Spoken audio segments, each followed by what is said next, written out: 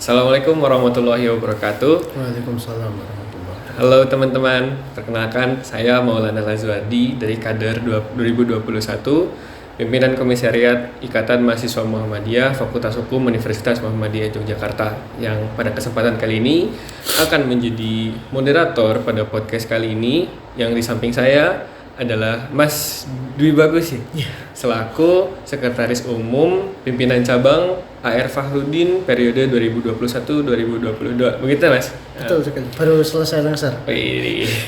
Nah, pada kesempatan kali ini kita akan berbincang bagaimana sih Muhammadiyah itu dan pandangan Muhammadiyah itu ke depannya. Mungkin sebentar lagi akan ada muktamar ya Mas? Ya, muktamar Muhammadiyah kalau nggak salah itu sekitar bulan November gitu ya Mas? Tanggal 18. Tanggal 18 ya? Pas Milad. Oh, pas Milad berarti ya? Setelah tertunda 2 tahun karena pandemi. Iya.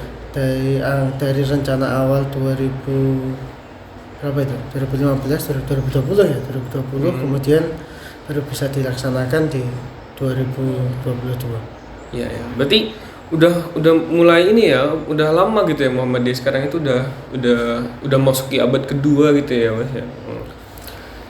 Nah, untuk gini ya Mas, karena kan memang sekarang Muhammadiyah itu kan akan kepada menghadapi muktamar gitu ya. Menurut Mas Bagus nih, perbedaan metodologi dakwah antara abad pertama dan abad kedua Muhammadiyah itu seperti apa Mas? Oke, pertama seperti ini.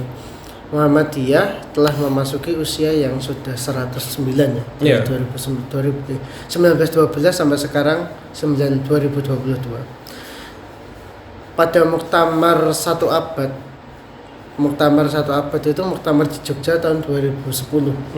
Itu yang kemudian lahirlah Sepertorium yang sering dipakai acara UMY. Nah, di situ kemudian Muhammadiyah itu salah satunya adalah meneguhkan dakwah inklusif. Jadi sejak berdirinya Muhammadiyah yang pada waktu itu tahun 1912, Muhammadiyah memang memiliki tujuan adalah menyebarkan agama Islam. Jadi tujuan Muhammadiyah lahir tidak lain dan tidak bukan memang untuk perkembangan ajaran Islam. Nah, yang kedua, dakwah itu kemudian dikemas dengan cara yang lain. Pengertian dakwah, kalau kita kemudian Ahmad Dahlan itu kan terinspirasi dari beberapa ayat. Kalau yang paling terkenal itu Al Imran 104, wal takum minkum ummatun yad'una dan seterusnya. Di situ ada dua pengertian dalam satu ayat itu. Pertama, wal takum minkum ummatun yad'una ilal khair wa ya'muruna bil ma'ruf. Nah, ada dua kata baik. Pertama khair, yang kedua ma'ruf. Ma'ruf dan khair itu kan menyeru kepada yang baik semua. Tapi kemudian oleh beberapa ulama tafsir dan sepengertian selama ini bahwa khair itu artinya kebaikan yang bersifat universal. Artinya baik itu yang dikatakan baik oleh semua golongan dan semua orang gitu. Memberi makan orang miskin, entah itu yang Kristen, entah itu Islam, entah itu saudara Yahudi dan seterusnya, pasti akan memandang bahwa itu adalah perbuatan yang baik. Menyantuni anak yatim, kemudian mengentaskan kemiskinan, dan perbuatan-perbuatan yang kebaikan yang sifatnya itu universal, diterima oleh semua kalangan. Yang kedua, ada kata ma'ruf. Ma'ruf itu artinya kebaikan yang sifatnya itu hanya ada dalam Islam. Makanya kemudian dalam agama Islam ada namanya purifikasi agama, pemurnian agama. Jadi ada purifikasi dan dinamisasi. Bagaimana agama Islam itu dibawa ke dalam ranah yang lebih luas. Yang kedua, agama Islam itu dikembalikan pada ajaran yang sesuai dengan ajaran Islam itu sendiri. Nah, dinamika kemudian berkembang, Muhammadiyah yang semakin besar. Pada abad kedua inilah tercetus yang namanya dakwah inklusif. Dakwah inklusif itu dakwah untuk semua golongan dan semua ras agama.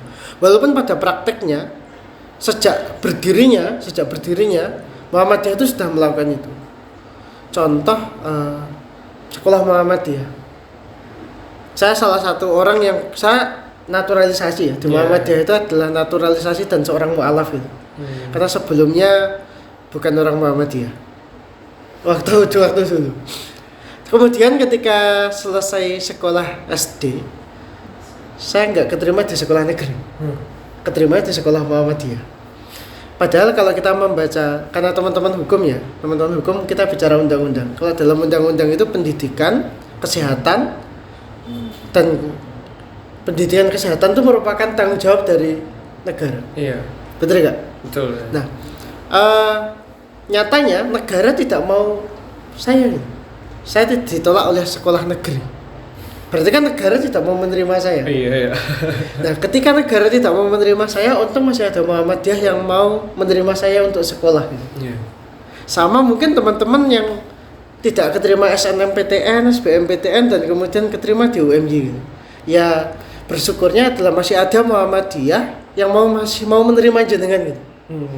Di saat negara tidak mau menerima Anda gitu karena kemampuan dan seterusnya, mungkin tidak lolos SBM dan seterusnya, Muhammadiyah masih mau menerima kita.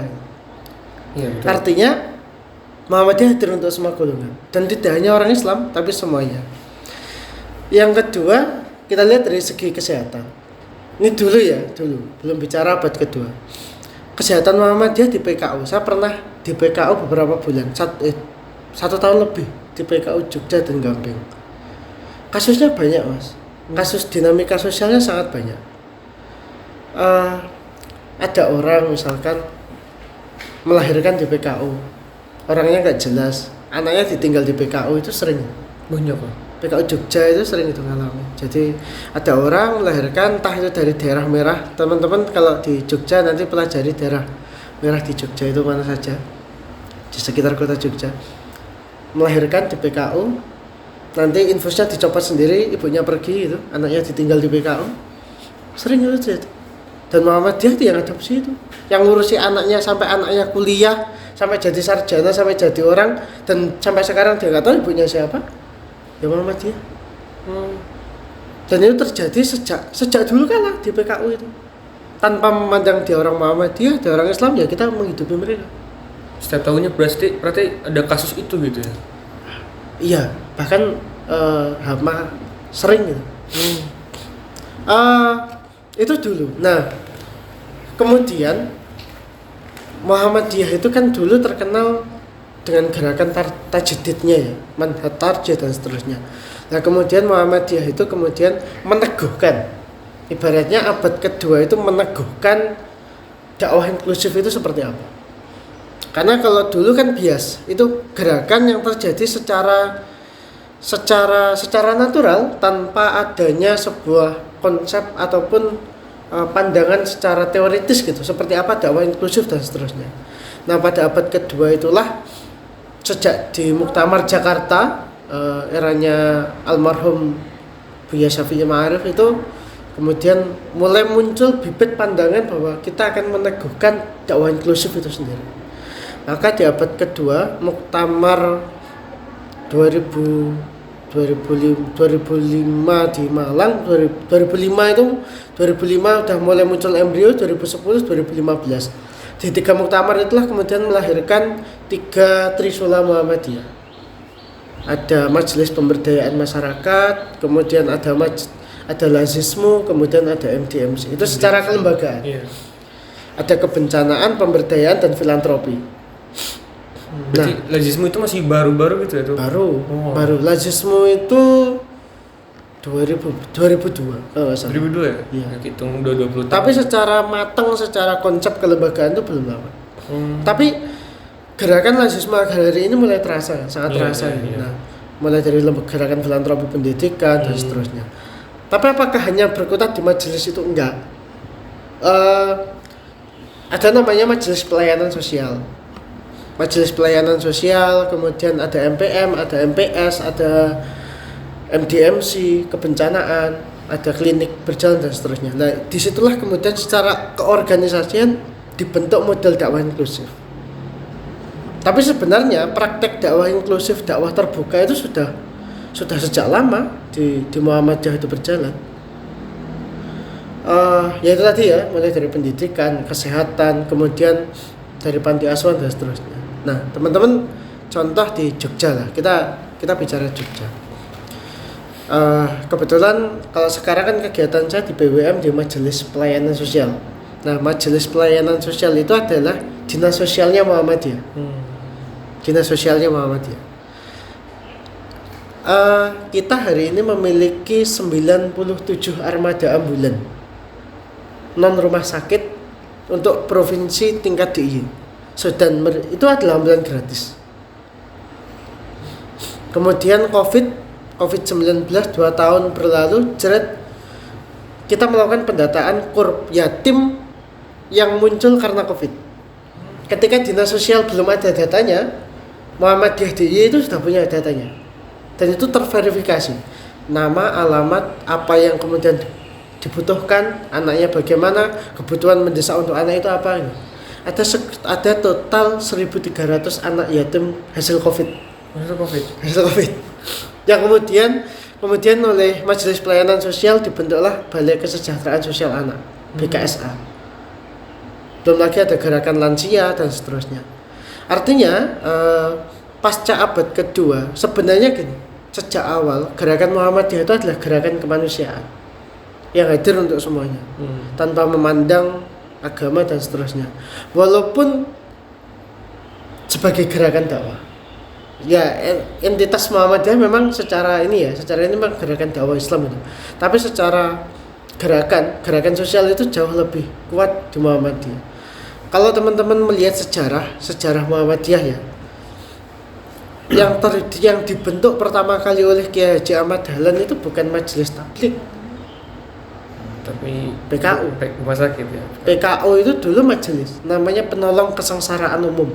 Oh, PKU itu ya? Ya, dulu. Kalau sekarang kan Majelis Pembina Kesehatan Umat. Nah, kalau dulu itu Penolong Kesengsaraan Umum. Karena dulu dibentuknya itu ada Gunung Lawu atau gunung di Jawa Timur. Kalau nggak ke Lawu, Gunung Kelut meletus. Oh iya. Gunung Kelut meletus, kemudian Kiai Sujak itu diutus oleh Kiai Haji Ahmad Dahlan ke sana untuk membantu. Dengan laskarnya, Laskar Sujak itu kemudian lahirlah Penolong Kesengsaraan Umum. Lahirlah kemudian melahirkan sebuah PKU yang hari ini kemudian ada sekitar 300 rumah sakit yang tersebar di seluruh Indonesia ya. Ya, mengenai tadi ya Mas, inklusivitas dakwah Muhammadiyah gitu ya. Untuk konsep yang sekarang itu kan Muhammadiyah dalam kesosialan gitu ya, masih tentang healing, feeding sama schooling gitu. Nah, konsep inklusivitas itu apakah memang Muhammadiyah itu mengikuti sesuai zamannya yang dibutuhkan oleh negara atau seperti apa gitu Mas? Sebenarnya gini, Muhammadiyah itu tidak mengikuti negara, tidak mengikuti kebutuhan negara, tapi lebih pada mengikuti kebutuhan masyarakat secara umum, kebutuhan global. Maka konsep berkemajuan, Muhammadiyah itu kan terkenalnya sebagai Islam berkemajuan. Berkemajuan itu dalam tataran konseptualnya adalah fikuli zaman wal makan. Mampu menghadirkan Islam itu dalam setiap tempat dan setiap waktu. Karena kenyataannya bahwa perkembangan dunia itu terjadi terus. Revolusi industri itu akan terjadi perubahan terus. Nah, bagaimana umat Islam itu mampu untuk mengikuti perkembangan itu? Dan justru kalau bisa itu menjadi pelopor di situ. Nah, Muhammadiyah itu berusaha ke situ agar tercipta generasi kuntum khairu ummah. Bahwa kemudian ketika kita disebut oleh Allah sebagai kamu adalah sekumpulan umat yang terbaik di antara umat-umat yang lain, maka Muhammadiyah itu berusaha agar kuntum khairu ummah itu terjadi beneran gitu. Bukan hanya sebatas di Al-Qur'an Allah menyebutkan kamu adalah umat yang terbaik, tapi bagaimana kemudian umat Islam ini memang menjadi umat yang terbaik secara nyata. Nah, secara gerakan Muhammadiyah itu memang mengalami perubahan-perubahan. Zaman Kiai Haji Ahmad Dahlan awal ketika Muhammadiyah baru berdiri, gerakan Muhammadiyah itu justru kepada gerakan budaya. Makanya daripada maaf ya, ini kalau teman-teman nanti silahkan lebih jelasnya baca bukunya Pak Najib Burhani dalam Muhammadiyah Jawa. Jadi apa zaman awal Ahmad Dahlan itu mayoritas pengurus Muhammadiyah itu budayawan dan abdi dalam.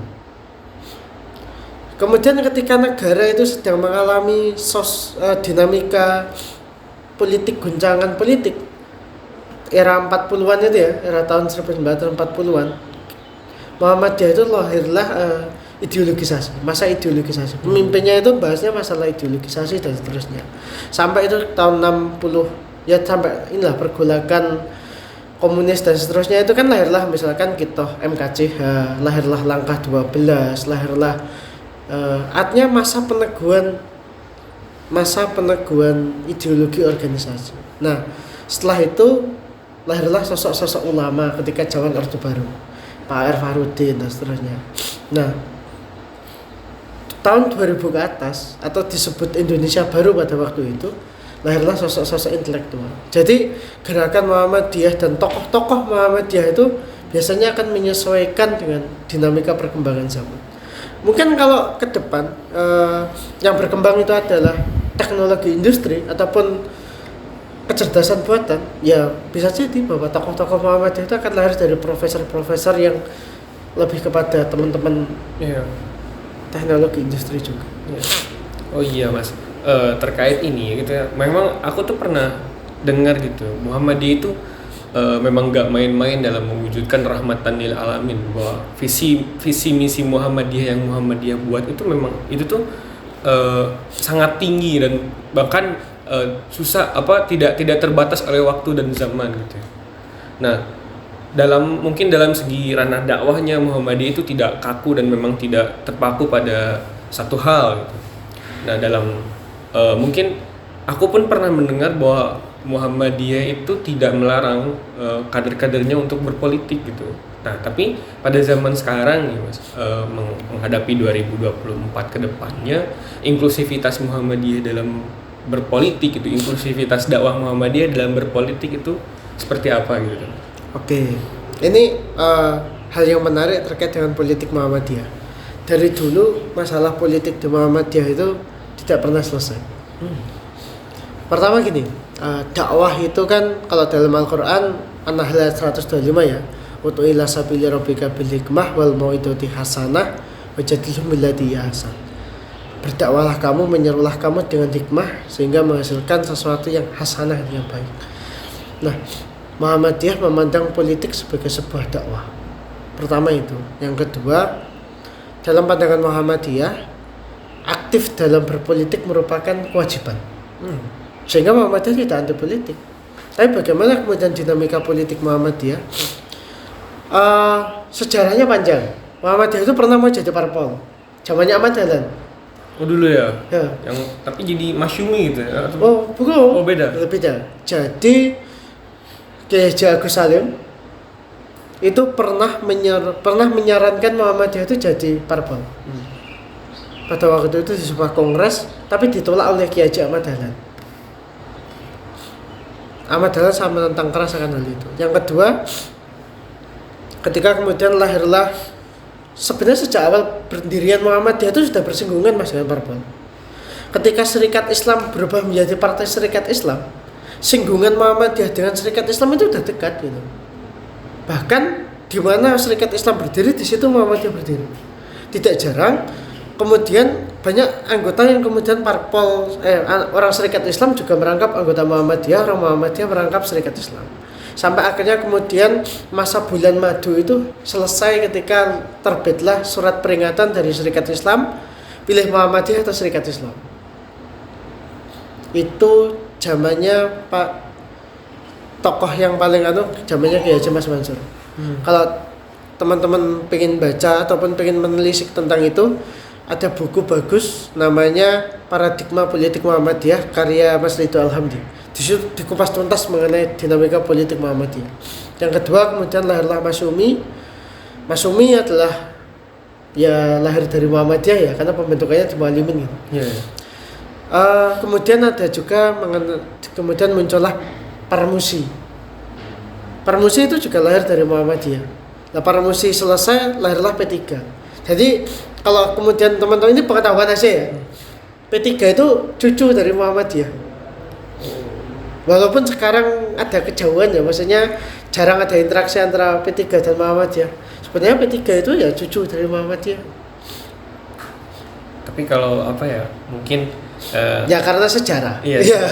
Terbentuk karena sejarah. Iya. Walaupun sekarang berbeda. Kemudian lahirlah Tanwir Semarang, tahun 2000-an itu kemudian lahirlah salah satu yang membidani PAN dan seterusnya. Nah, konsep Muhammadiyah kita ke masa sekarang ya, itu sejarah masa lalu. Nanti teman-teman silahkan baca bukunya Mas Ridwan Hamdi sebagai pelengkap, karena itu di situ dikupas lengkap. Nah, kalau sekarang kita harus membedakan zamannya Pak Din dan zamannya Pak Haidar. Zamannya Pak Din Samsudin, ada gium yang dilemparkan oleh Pak Din itu adalah menjaga jarak dengan semua partai politik. Sehingga pada waktu itu Muhammadiyah terkesan sangat berjarak Jauh ya. dengan pemerintahan, berjarak benar. Bahkan era SBY itu sangat dikritikkan, beberapa kritikan pedas itu kan lahir dari Muhammadiyah. Dan adalah jihad konstitusi dan lain sebagainya. Nah, zamannya Pak Haidar itu mengambil tema menjaga kedekatan dengan semua partai politik. Nah, bagaimana kemudian kondisi politik Muhammadiyah hari ini? Gini, Indonesia itu terdiri dari 200 berapa juta jiwa? 200 juta lagi. 261 lah ya. Muhammadiyah itu mengaklamkan diri ada 30 juta anggota. Se-Indonesia gitu. Iya, se-Indonesia. Pertanyaannya adalah 30 juta anggota itu kan kira-kira berapa persen dari 260 juta? Ada sekitar 15%. Tapi nyatanya dalam politik nasional kader Muhammadiyah yang ada di Senayan tuh hanya sampai 4%. Sedikit ya. Iya. Lumayan. Saya ada datanya. Saya pernah ngisi materi soal itu. Total ada sekitar cuma 10 orang apa berapa? DPR ya, DPR. Orang Muhammadiyah. Orang Muhammadiyah, kader Muhammadiyah dengan berbagai spesifikasi. Ada yang misalkan dia pernah menjadi pengurus PDM, ada yang pernah aktif IMM, ada yang pernah ini. Hanya sekitar 4% dari total parlemen 100%. Jadi kekuatan Muhammadiyah itu besar, tapi kecil dalam politik. Lalu yang bisa menyebabkan hal itu kecil itu gimana Mas? Banyak sih. Pertama, kendaraan politik berpengaruh. Yang kedua, Muhammadiyah kan tidak punya kendaraan politik pasti ya. Yang kedua adalah sosiologi masyarakat Muhammadiyah itu yang cenderung tidak terlalu, ibaratnya kalau pimpinan bilang A, kemudian yang lainnya bilang A. Kalau di Muhammadiyah belum tentu. Ada proses kritisnya. Nah, itu juga. Yang kedua adalah ya persebaran Muhammadiyah itu kan tidak berada di satu daerah. Bisa jadi dinamika itu juga dari akibat tidak meratanya perkembangan Muhammadiyah di seluruh daerah yang sifatnya itu basis massa partai. Nah, itu banyak faktor kalau itu. Kalau kenapa kemudian sedikit. Tapi yang jelas Muhammadiyah itu tidak terlalu lihai dalam berpolitik. Tidak punya roadmap yang jelas dalam bagaimana mendiasporakan kader dalam partai-partai politik. Jadi masih banyak PR di internal Muhammadiyah dalam urusan politik. Dan politik khususnya ya? Iya, politik praktis ya ini. Kalau soal politik nilai Muhammadiyah nggak usah ditanyakan lagi. Tapi kalau soal politik praktis memang Muhammadiyah masih kurang dan kemudian masih banyak hal yang perlu kita benahi. Salah satunya itu tadi, bagaimana kemudian kader-kader kita itu berdiaspora di seluruh partai politik dan bisa menjadi motor penggerak di partai politik. Bukan hanya di 1-2 partai. Selama ini kan stigma yang muncul di masyarakat bahwa partai ini adalah partainya Muhammadiyah. Sehingga ya kalau di situ bukan basis masanya partai itu ya pasti Muhammadiyah tidak memiliki kekuatan politik yang kuat gitu. Padahal dengan jumlah anggota yang sekian besar, saya rasa juga harusnya Muhammadiyah juga memiliki kekuatan politik yang besar juga. Mana tokohnya banyak lagi yang Muhammadiyah. Kebanyakan Muhammadiyah itu di pendidikan ya. Ya kalau pendidikan dan gerakan sosial Muhammadiyah banyak. Tapi kalau dalam politik kita masih kurang.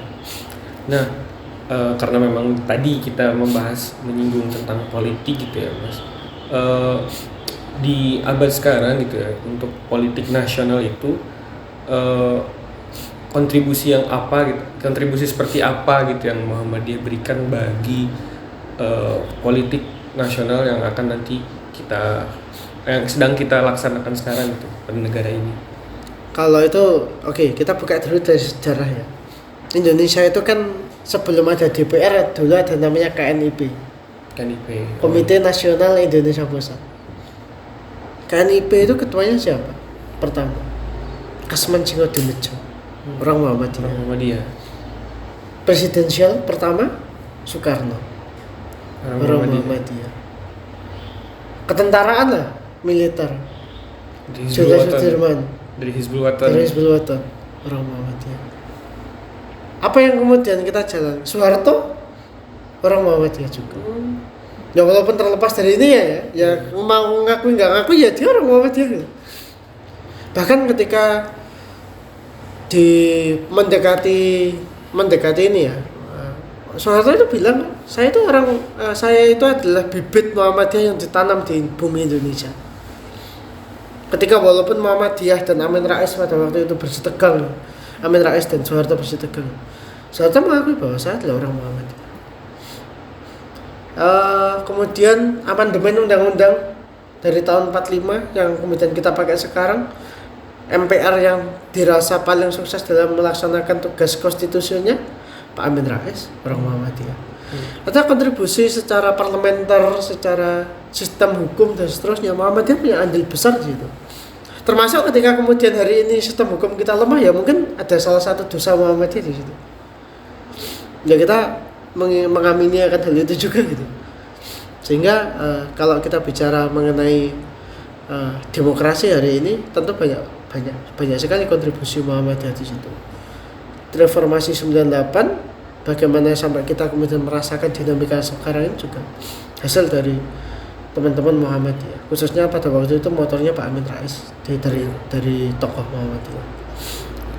Iya, Muhammadiyah pun tidak akan pernah lepas dari apa yang terjadi dalam dinamika politik Indonesia berarti ya Mas. Walaupun dari sejarahnya gitu Muhammadiyah ya memiliki plus minusnya dalam berpolitik, tapi memang Muhammadiyah tidak sepenuhnya berfokus terhadap sana, tapi ada kontribusinya para tokoh-tokohnya. Bagaimana tadi Bapak Amin Rais disebutkan oleh Mas Bagus, atau Bapak Soeharto dan Bapak Soekarno yang tadi disebutkan, bagaimana memperjuangkan tokoh-tokoh nasionalis Indonesia, bagaimana memperjuangkan negara ini, dan ternyata Muhammadiyah itu berkontribusi tapi secara subjektif begitu mungkin. Bisa dikatakan demikian. Karena politik Muhammadiyah itu lebih terkesan pada gerakan politik nilai. Artinya bagaimana sih kader yang kita diasporakan itu memang benar-benar mampu untuk merubah negara ataupun berbuat dan berperan untuk negara, seperti itu. Oke. Nah, tadi kita sudah membahas membincang dari awal bagaimana sejarah perkembangan dinamika Muhammadiyah pada abad pertama dan abad kedua hingga inklusivitas dakwah Muhammadiyah gitu ya. Sebelum kita tutup podcast ini, Mas Bagus mungkin bisa memberikan closing statement untuk pada podcast kesempatan kali ini. Oke. Pertama, Muhammadiyah itu hadir bukan hanya untuk masyarakat Islam, bukan hanya untuk masyarakat Indonesia, tetapi Muhammadiyah itu hadir untuk kemanusiaan yang universal, untuk kemanusiaan dan serta untuk dunia. Menghadirkan Islam yang rahmatan lil alamin dan mewujudkan kuntum khairul ummah, umat yang terbaik. Itulah visi yang diemban oleh Muhammadiyah. Spirit Muhammadiyah itu memberi. Dimanapun itu, Muhammadiyah itu adalah sebuah organisasi yang lahir dan besar bukan karena bantuan orang lain, tapi karena semangat orang Muhammadiyah sendiri untuk membesarkan organisasinya. Maka mari bermuhammadiyah dan mari ber-IMM. Dengan ber-IMM dan dengan bermuhammadiyah kita bisa mengaktualisasikan diri untuk kemanfaatan diri. Seperti itu aja. Ya. Masya Allah sekali ya Mas Bagus. Closing statementnya membuat saya juga gitu kan. Saya juga sama selaku dari kecil itu sudah dibesarkan oleh Muhammadiyah, walaupun saya bukan yang terlahir dengan mendengarkan Sang Surya sejak lahir gitu. Tapi saya dibesarkan juga di Muhammadiyah, sangat melihat kembali flashback bagaimana filosofi terjadinya Muhammadiyah, gerakan Muhammadiyah untuk bangsa ini. Ternyata Muhammadiyah itu tidak main-main dalam gerakan dakwahnya dan untuk kontribusi kepada negaranya. Ya, mungkin kita sudah berbincang dengan Mas Bagus mengenai bagaimana Muhammadiyah, dinamika Muhammadiyah hingga inklusivitas dakwah Muhammadiyah di negara Indonesia kali ini. Di akhir podcast ini Mas Bagus telah memberikan closing statement dan mungkin kita tutup podcast kali ini dengan bacaan hamdalah, alhamdulillahirrabbilalamin. Sampai jumpa di pertemuan selanjutnya di podcast yang akan datang bersama pimpinan Komisariat Ikatan Mahasiswa Muhammadiyah Fakultas Hukum Universitas Muhammadiyah Yogyakarta. Assalamualaikum warahmatullahi wabarakatuh.